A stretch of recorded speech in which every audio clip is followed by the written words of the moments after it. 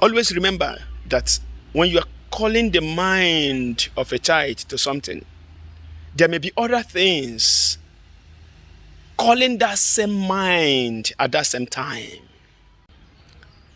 Do you know that no teacher can succeed in the classroom without knowing how the mind works?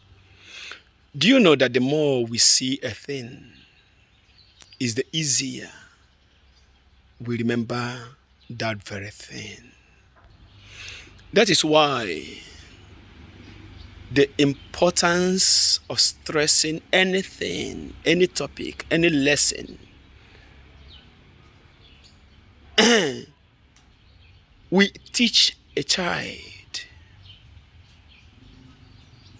cannot be overemphasized. That is why when a teacher is stressing what he is teaching a child, he is helping that child to remember. Stressing is like echoing the lesson or making that lesson to sound louder when that child is alone. The mind remembers what we often see or what is louder. What we often see comes up in our mind more easily than what we rarely see. Teaching is one thing, but making a mark with that lesson in the mind is another thing. Always remember that when you are calling the mind of a child to something, there may be other things calling that same mind at that same time. As you are teaching, if the other things calling the mind of this child are more persuasive, you may end up teaching nothing.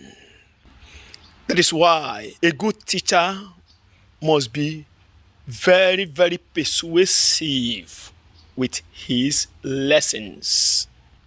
That is the only way you can shut the door of the mind against the other things trying to distract that child.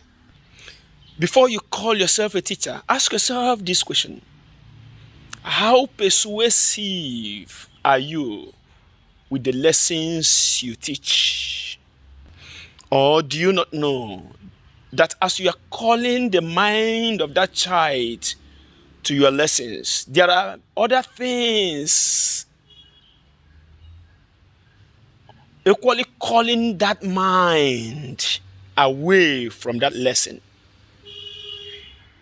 That is why a good teacher must know how to use the voice. The voice is an important tool in teaching.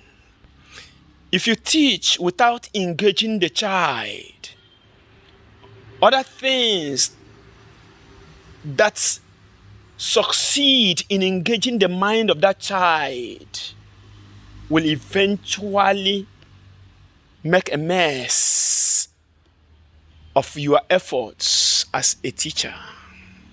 Don't forget to share, like, comment, and ask me questions if you have any.